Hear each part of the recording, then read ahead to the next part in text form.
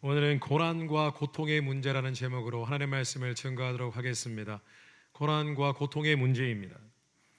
우리가 사는 이 세상은 고난과 고통의 문제로 가득합니다. 전 세계의 역사를 정의해 보라고 하면은 이 역사는 고난과 고통의 연속, 고난과 고통의 역사입니다. 고난과 고통의 문제는 늘 있었고 앞으로도 계속 있을 것입니다. 나라의 고난, 사회적인 고통, 또 개인적인 고난과 고통, 그 숫자를 다 나열하면은 이루 헤아릴 수 없이 많습니다. 또 고난과 고통을 느끼는 것은 상대적이라는 것을 감안할 때 그 숫자는 훨씬 더 많습니다. 세상에는 수많은 어려움들이 있습니다. 그런데 우리를 더 낙심하게 하는 것은 그 많은 고난과 고통, 어려운 문제들 가운데 깔끔하게 해결책을 갖지 않는 그런 모호한 문제들이 훨씬 많이 있습니다.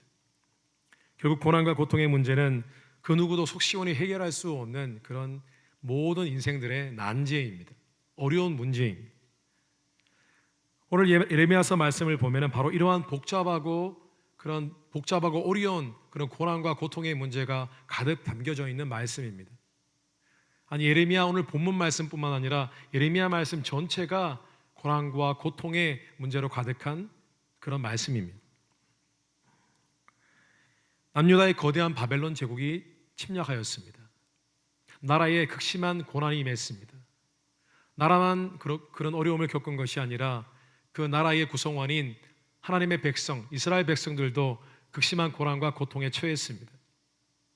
그런데 예레미야서 말씀을 쓰고 하나님 앞에 말씀을 받아서 그 말씀을 예언하고 그 말씀을 선포했던 예레미야도 매우 극심한 고난과 고통 속에 살았습니다. 왜냐하면은 이 당시에 바벨론 제국이 쳐들어올 때에 남유다의 백성들과 모든 정치의 위정자들은 어떻게 나라의 안위를 지킬까, 그 걱정만 하고 있었습니다. 바벨론 제국과 싸워야 하는가, 말아야 하는가, 다른 나라의 도움을 요청해야 하는가, 그런 고민 가운데 있었습니다. 그런데 예레미야는 그런 사람들 앞에서 이상한 예언을 해야 했습니다. 남유다는 반드시 패망할 것이다. 결국 모든 백성들 대부분이 포로로 잡혀가게 될 것이다. 그것이 하나님의 뜻이다. 하나님께서 그런 고통 속에 있도록 내버려 두실 것이다. 그러므로 우리는 바벨론 제국에 항복해야 된다. 그런 예언을 해야 했었습니다. 얼마나 힘들었겠습니까? 자칫 매국노로 오해받을 수 있는 그런 예언을 해야 됐기 때문에 그런 너무나 삶이 고통스러웠습니다. 어려웠을 것입니다. 실제로 오늘 예레미야서 말씀 32장 말씀을 보면은 예레미야가 어떤 어려운 가운데 있냐면은 그가 반국가주의자로 몰려서 감옥에 갇힌 상태였습니다.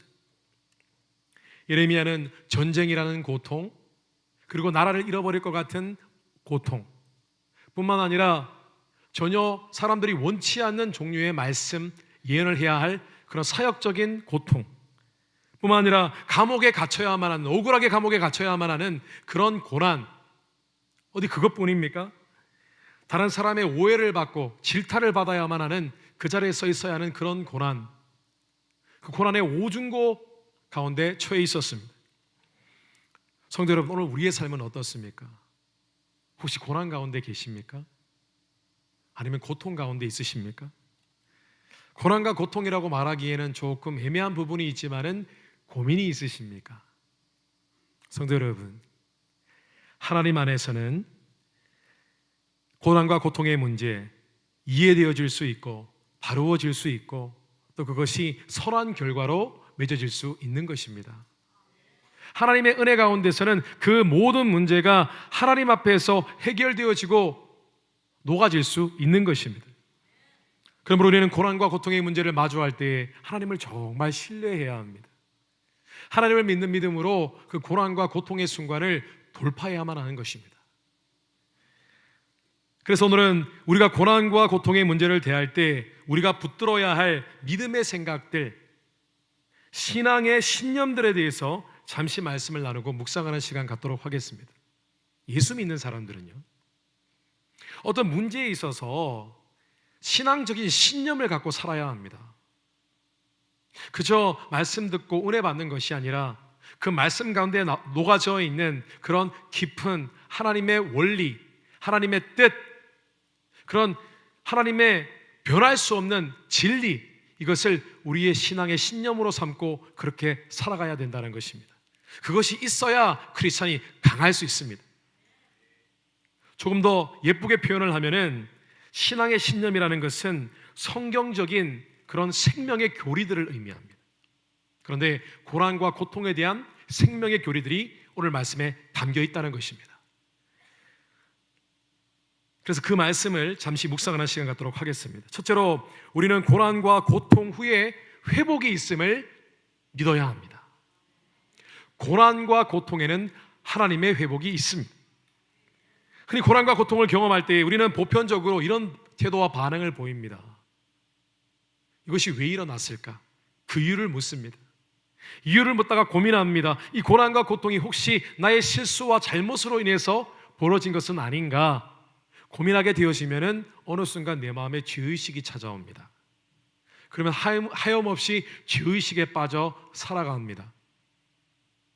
혹시 이 고난과 고통이 누군가의 잘못으로 벌어진 일이라면은 그 고난과 고통의 이유를, 그 책임을 누군가에게 물을까? 책임 전가를 하기 위해서 그 대상을 찾습니다. 블레임합니다. 원망합니다. 그러다 보면 결국 계속 올라가다 보면은 그 마지막에는 하나님이 계십니다. 말로는 원망하지 않지만 마음속으로는 하나님을 원망하고 불평하는 마음을 갖게 되어집니다.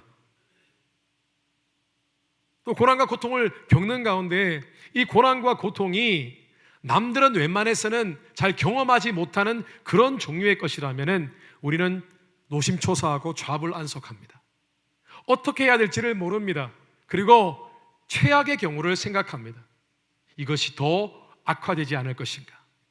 이것이 결국은 아무 일도 일어나지 않고 이대로 쭉 계속해서 갈 것이 아닌가? 그런 걱정과 부정적인 생각을 갖게 되어집니다. 그러나 성도 여러분, 믿는 자에게는 고난과 고통에 관한 확고한 신념이 있어야 합니다. 그것이 무엇이냐 하면은 고난과 고통 이후에는 회복이 있음을 믿어야 한다는 것입니다. 그런데 그냥 회복이 아닙니다. 하나님의 회복입니다. 그냥 회복이 아니라 하나님의 회복이라는 것은 이런 의미입니다. 남유다에 고난과 고통이 임했습니다. 그때 하나님께서 예레미야를 통해서 하나님의 예언을 주셨습니다. 그런데 그 예언은 남유다가 패망할 것이라는 예언이었습니다. 그런데 단순히 패망할 것이라는 예언만 주신 것이 아니라 동시에 70년 후에 포로가 귀환되고 너희들이 빼앗긴 모든 땅이 귀속되고 회복될 것이라는 그런 회복의 예언도 주셨습니다.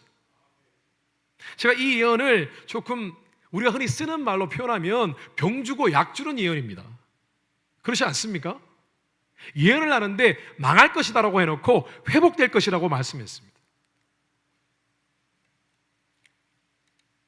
성도 여러분, 하나님께서는 그 이유가 무엇이든 고난과 고통이 어떤 이유로 벌어졌든 상관없이 하나님께서는 그 고난과 고통이 있을 때, 그것을 허락하실 때에는 하나님께서 동시에 회복시키시겠다는 계획도 함께 있는 것입니다. 공존하는 것입니다. 그런데 앞서 말씀드린 것처럼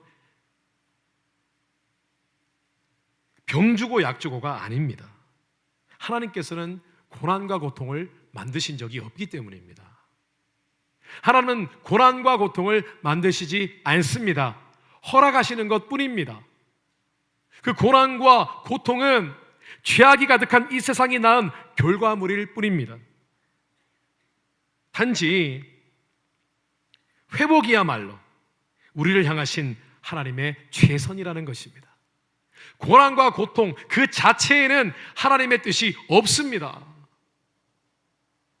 그 이후에 하나님의 뜻이 있는 것이지. 하나님은 오직 우리 고난과 고통을 경험하는 하나님 있는 귀한 하나님의 종들, 하나님의 자들을 향한 그런 회복의 계획을 갖고 계신다는 것입니다. 그 최선이 우리에게 약속되어 있고, 그러므로 우리는 그 고난과 고통 가운데서 하나님의 회복을 신뢰해야 한다는 것입니다. 그런데 오늘 말씀에 하나님께서 회복에 대한 예언을 주셨는데, 정작 이 회복에 대한 예언을 손수했던 예레미야가 하나님의 회복을 믿지 못했습니다. 당시에 남유다 백성들과 위정자들은 예레미야의 패망과 회복에 관한 예언을 들었을 때 그 사실을 믿지 않았습니다. 일단 하나님께서 하나님의 백성들을 이렇게까지 내버려 두시며 어려움에 처하게 하실 수 없다라고 생각했습니다. 그래서 남유다가 패망할 것을 믿지 않았습니다. 그 망할 것을 믿지 않았으니 회복될 것도 당연히 믿지 않았겠죠. 관심이 없었겠죠.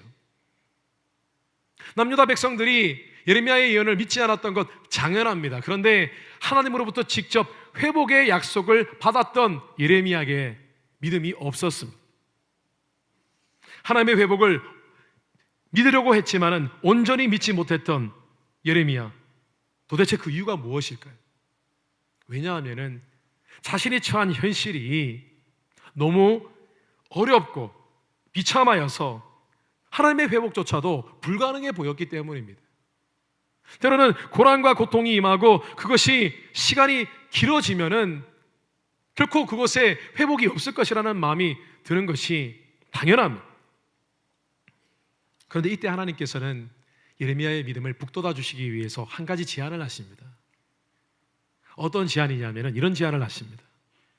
예레미야야, 내가 곧 너의 친척이 찾아올 것이다. 근데 그 친척은 가난한 친척이다.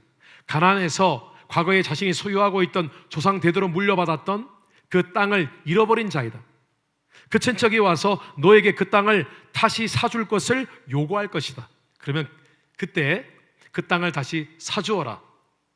물론 안다. 지금 전쟁이 일어나고 땅이 바벨론 제국에 의해서 빼앗길 것이다. 상식적으로는 맞지 않지만은 그 땅을 네가 사라라고 말씀하십니다. 물론 예레미야는 그 말씀에 순종하였습니다. 당시에 이스라엘에는 고엘 제도가 있었습니다.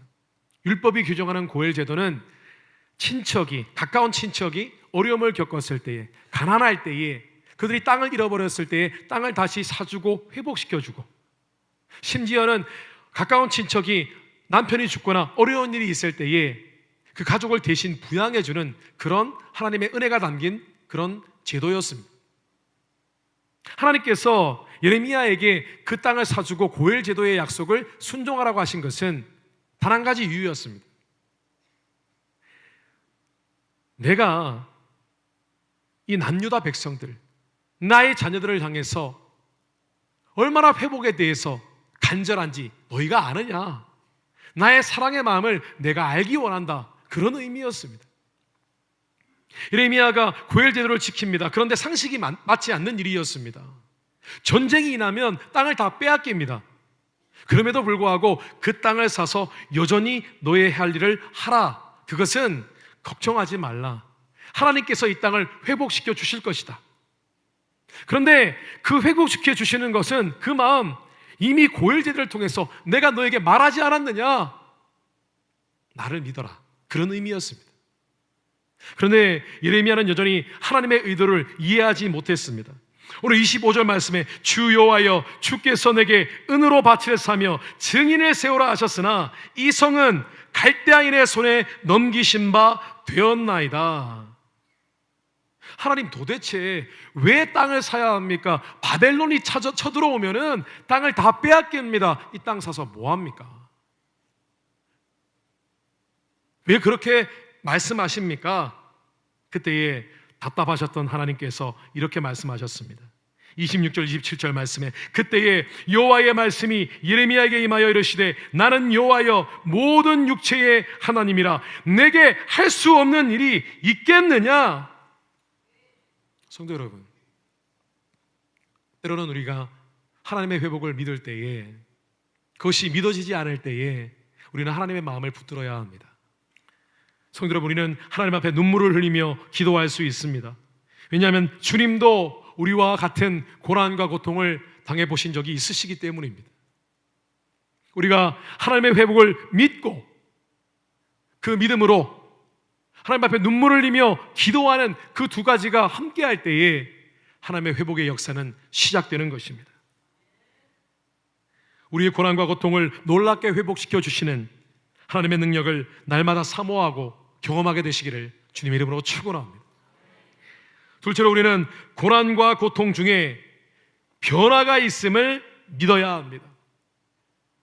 다시 말씀드리겠습니다. 우리는 고난과 고통 중에 긍정적인 변화가 우리 삶에 일어날 것을 믿어야만 한다는 것입니다. 오늘 말씀에 뒤이어 하나님께서는 단순히 포로된 자들이 돌아오고 땅이 회복될 것이라는 회복의 약속만 주시지 않으셨습니다. 하나님께서는 이 고난과 고통을 통하여 남유다 모든 하나님의 백성들이 결국은 그들의 마음이 변하고 신앙의 변화가 있을 것을 기대하셨습니다. 하나님께서는 두 가지 변화를 기대하셨습니다. 먼저 이스라엘 백성들 가운데 그들의 죄된 모습, 악한 모습이 무너져내리고 깨트려질 것을 기대하셨습니다. 그리고 그 고난과 고통의 순간이 끝나는 70년이 된 후에 이스라엘 백성들 가운데 하나님을 경외하는 신앙이 회복될 것을 약속하셨습니다. 성도 여러분, 여러 가지 많은 종류의 신앙의 모습들이 있습니다. 그런데 그 가운데 가장 위대한 신앙은 하나님을 경외하는 신앙입니다. 하나님을 두려워할 줄 알고 그저 하나님 축복 받아야지, 하나님 말씀 듣고 기뻐해야지, 그런 신앙이 아니라 하나님을 두려워하며 삶을 두렵과 떨림으로 살아낸 그 신앙, 남유다 백성들이 고난과 고통을 통하여 발견하게 되어질 신앙이었습니다. 성도 여러분, 우리는 그런 얘기를 합니다. 고난이 축복이다, 고난은 변장한 축복이다. 맞습니까? 죄송합니다, 아멘이라고 하셨는데 반대 얘기를 해야 될 것 같습니다. 고난은 축복이 아닙니다. 고난 이꼴 축복은 아닙니다. 고난이 축복일 수는 있습니다. 축복으로 변화될 수는 있습니다. 그러나 고난 자체가 축복은 아닙니다. 왜냐하면 하나님은 우리가 고난 겪고 고통스러워하는 것을 원치 않으시는 분이시기 때문입니다. 다만 고난은 유익입니다. 다시 한번 따라하게 보겠습니다. 고난은 유익이다. 고난의 유익이라는 말은 고난 자체에 어떤 특별한 의미가 있다는 의미가 아닙니다. 또는 고난이 있으면 그것보다 훨씬 위대한 하나님의 축복이 다시 돌아온다는 의미도 아닙니다. 고난과 고통 가운데 그 이후에 정말 그 고난과 고통이 아예 없었던 것처럼 이루어지는 축복, 잘 경험하기 어렵습니다. 그런데 다만 고난의 유익이 있는 것은 이 고난과 고난을 통하여 우리의 신앙이 변화될 수 있다는 것입니다. 참으로 이상합니다. 사람은 고난과 고통을 겪을 때에 하나님을 간절히 찾게 됩니다. 사람은 고난과 고통이 있어야 자신의 죄를 깨닫습니다. 고난과 고통이 있을 때에 자신의 모가놨던 모습, 모가놨던 성격이 깨트려집니다. 하나님을 향한 간절한 마음이 생겨집니다. 그리고 그 끝에는 믿음의 성장과 성숙이 있게 되어지는 것입니다. 왜입니까? 왜냐하면 사람이 죄인이기 때문입니다.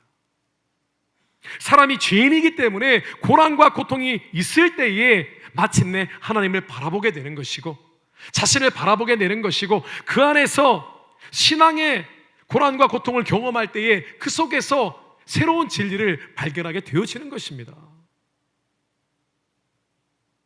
그래서 하나님께서 이 땅의 고난과 고통을 허락하셨을 때에는 하나님 마음 가운데 그 고난을 유익으로 만들어 주실 계획도 함께하고 있는 것입니다. 그렇다고 우리가 의도적으로 고난과 고통 속에 들어가라는 의미는 아닙니다. 그럴 이유도 없고 그럴 필요도 없습니다. 다만 고난을 통해 더 깨닫고 변화될 자신을 믿고 나아가라는 것입니다. 하나님께서 어떻게 나의 삶을 바로잡고 내 신앙과 이 모든 내면의 내적인 부분들을 하나님께서 다루어 가실 것인지를 기대하라는 것입니다. 성경에 고난과 고통, 가장 심각한 고난과 고통을 경험했던 사람이 있습니다. 누구입니까? 욥입니다. 그런데 욥도 고난과 고통 앞에서 믿음의 사람, 의인이었지만은 감당할 길이 없었습니다. 너무 어려웠습니다. 몸이 질병으로 만신창이가 되고 아내가 떠났습니다. 자녀들이 다 죽었습니다.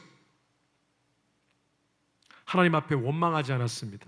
그가 하나님 앞에 잘한 첫 번째 일이었습니다. 그런데 그가 하나님 앞에 잘한 두 번째 일이 있었습니다.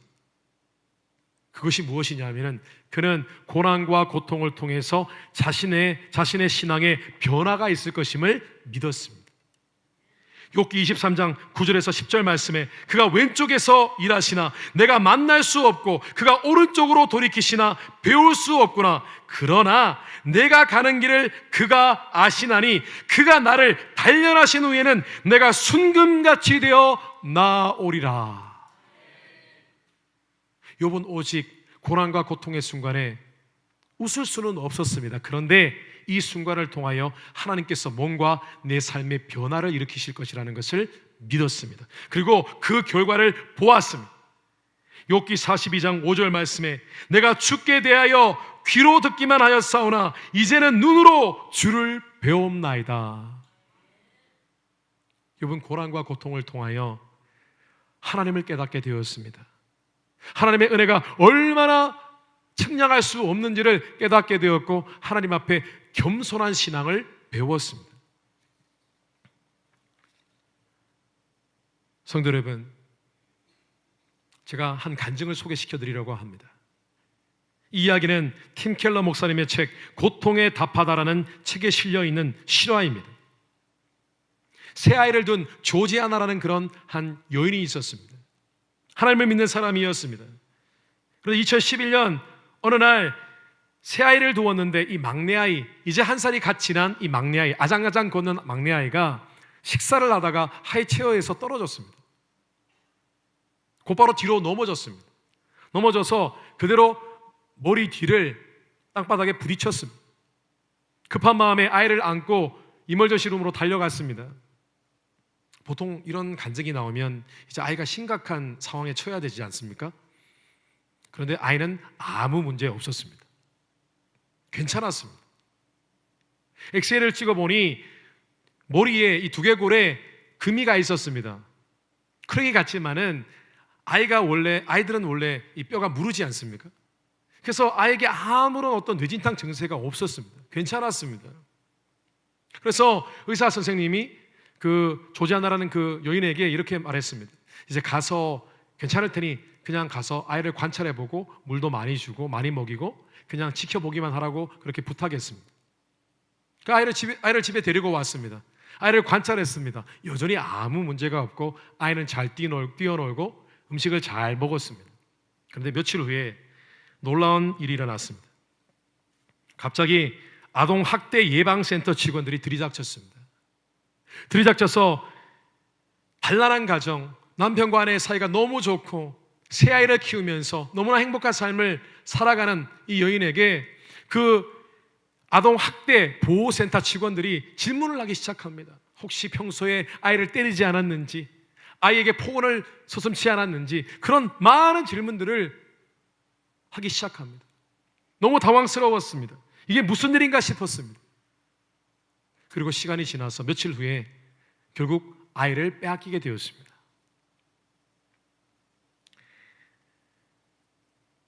아이를 보호소로 데려갔고 조지아나와 남편은 아이의 양육권을 박탈당했습니다.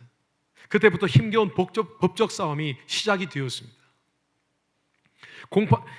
신문을 나는 심리전이 일어나고 그 심리 가운데 마음은 피폐해져만 갔습니다.